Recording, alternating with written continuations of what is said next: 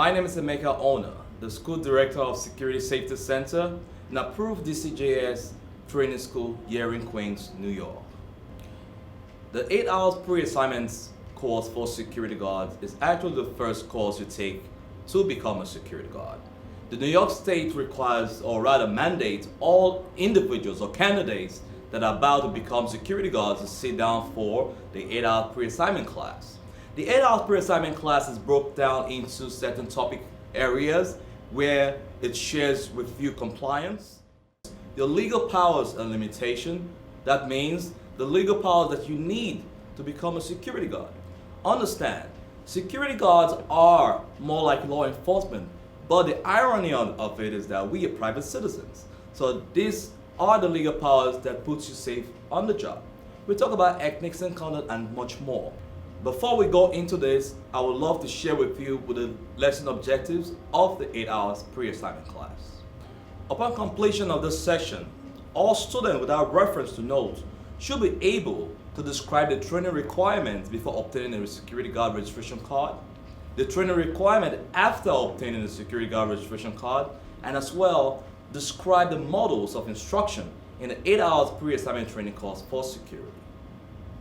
Security Guard Act of 1992 made this all happen. It came about that security industries enforces the rules and regulations and procedures of employees and clients. The state actually had a great concern to have the security industry regulated.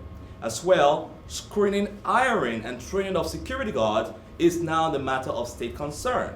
And more importantly, the uniform standard was created.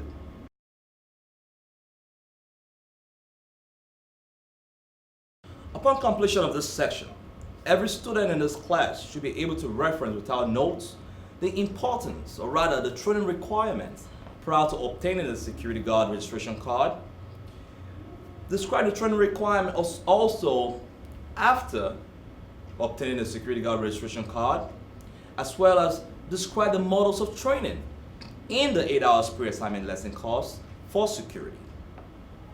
The state enabled, or rather mandated, security industry to enforce the rules and regulations and procedures to manage employers and clients.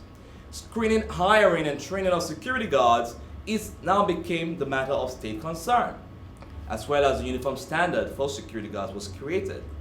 Security guards must complete the 8 hours pre-assignment course before being registered by the State Department as security guards, as well as the OJT. It's called a 16 hours on-the-job training course within 90 days from obtaining their first employment.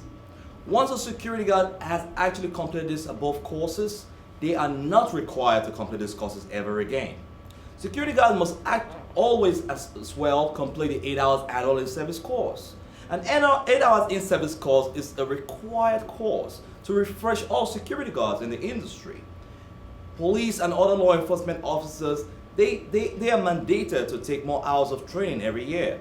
Security guards are only allowed to take, or rather mandated to take 8 hours in 365 days of the year, which I think is fair enough. Others of special armed guards licenses as well go through training. There's 47 hours training class for armed security guards, as well as 8 hours annual in-service class for armed security guards. But for the purpose of this lesson plan, we won't be talking about a armed guard class because this is an unarmed security guards training. The 8 hours pre-assignment lesson plan is made up of 8 units. The first unit is called the introduction. In this unit, we will be introducing the act of, the Security Guard Act, provide an overview of the Security Guard Act of 1992. Chapter 336 of this act explains the objectives of this course of security. Again, Unit 2 of the security is the role of security guards. This unit provides an overview of the security guards industry and defines the duties of a typical security guards, the duties that the security guards perform. Unit 3 goes beyond that. It talks about the legal power limitation of a security guard. Actually, this unit is one of the most important units in this topic course. Why? Because that's what protects us on the job. Remember I said earlier, we are private citizens. As much as we are called upon to perform work as a law enforcement officer, we should always pay in mind that we are private citizens. And our legal powers and limitations keeps us safe on the job. This topic plan defines the differences between a security guard and a proper law enforcement officer and explains the procedures of custody, arrest, and arrest procedures as well. Unit 4 is called emergency situation. Understand we are performing security guard job and our detail is to protect lives and property. As well, you must understand that there's going to be a whole lot of emergency situation in the course of your duties. Unit 5 is communication and public relation. This unit explains the communication processes and identifies how procedures of communication affects interaction.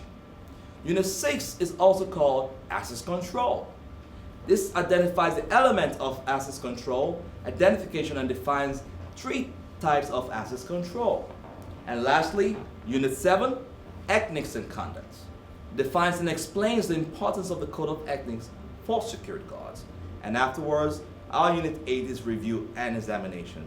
It's understandable that most people don't like examination, but as a security guard, or rather, if you're trying to become a security guard, you have to take a written exam. And that's what makes this detail professional.